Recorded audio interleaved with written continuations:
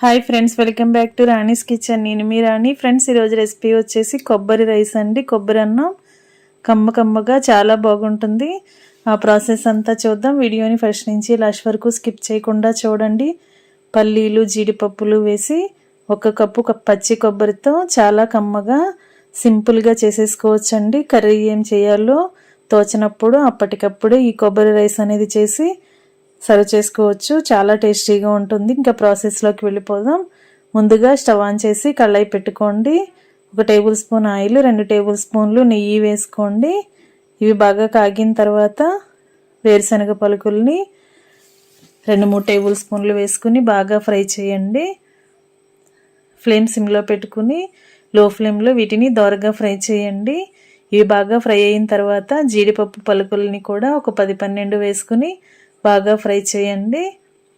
అలాగే పోపు దినుసులండి, శనగపప్పు, మినపప్పు, ఆవాలు, జీలకర్ర కూడా వేసుకుని వీటిని కూడా లో ఫ్లేమ్లో బాగా ఫ్రై చేయండి. క్రిస్పీగా అయ్యేంత వరకు ఫ్రై చేసిన తర్వాత 4-5 ఎండుమిర్చి ముక్కల్ని అలాగే పచ్చిమిర్చి చీలికల్ని వేసుకోండి.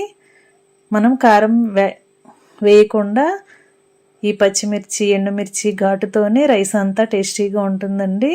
అందుకే పచ్చిమిర్చి, ఎండుమిర్చి అనేవి మీ ఘాటుకి తగ్గట్టుగా కొంచెం ఎక్కువగానే యాడ్ చేసుకోండి. వీటిని కూడా బాగా దోరగా ఫ్రై చేయండి.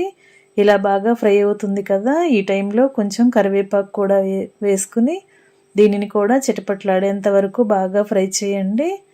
ఇలా బాగా ఫ్రై అవుతున్నప్పుడు 1 కప్పు పచ్చి కొబ్బరి తురుమును వేసుకోండి. అలాగే టేస్ట్కి సరిపడా సాల్ట్ వేసుకుని ఇవి రెండు కూడా పోపుతో పాటు ఆయిల్లో బాగా ఫ్రై చేయండి. ఇలా బాగా కొబ్బరిలో ఉన్న తేమంతా కూడా ఎగిరిపోయేంత వరకు బాగా ఫ్రై చేసి ఉడికించుకుని పొడిగా పెట్టుకున్న రైస్ని 2-3 కప్పులు వేసుకోండి.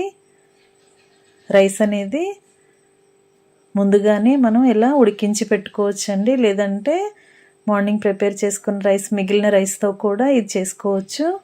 దీనిలో కట్ చేసి పెట్టుకున్న కొత్తిమీరను కూడా వేసుకుని మీడియం ఫ్లేమ్లో బాగా ఫ్రై చేయండి.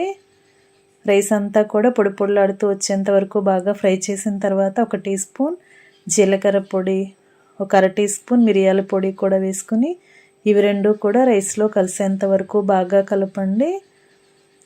ఇవి బాగా కలిపిన తర్వాత రైస్ని కొంచెంగా టేస్ట్ చూసుకొని సాల్ట్ మీ టేస్ట్కి తగ్గట్టుగా లేకపోతే అడ్జస్ట్ చేసుకోండి. సరి చూసుకుని ఇలా మీడియం ఫ్లేమ్లో 2 నిమిషాలు బాగా ఫ్రై చేసి స్టవ్ ఆఫ్ చేసుకుంటే వేడివేడిగా కొబ్బరి పల్లీల రైస్ రెడీ అయిపోయినట్లండి. జీడిపప్పు పలుకులు కానీ వేరుశనగ పప్పులు కానీ మనం రైస్ని తింటున్నప్పుడు ఆ ఫ్లేవర్ అంతా చాలా టేస్టీగా అనిపిస్తుంది. మనం జీలకర్ర పొడి, మిరియాల పొడి కూడా వేసాం కదా, కమ్మని కొబ్బరి రైస్ రెడీ అయిపోయిందండి. వీడియో నచ్చినట్లయితే లైక్ చేయండి. మీరు కూడా కుక్ చేసి ఫ్యామిలీకి సర్వ్ చేయండి. అప్పటికప్పుడే 5 నిమిషాల్లో ఈ రైస్ అనేది ప్రిపేర్ చేసుకొని సర్వ్ చేసుకోవచ్చండి. నచ్చితే లైక్ చేయండి. మరొక రెసిపీతో మళ్ళీ కలుద్దాం. Thanks for watching. నేను మీ రాణి.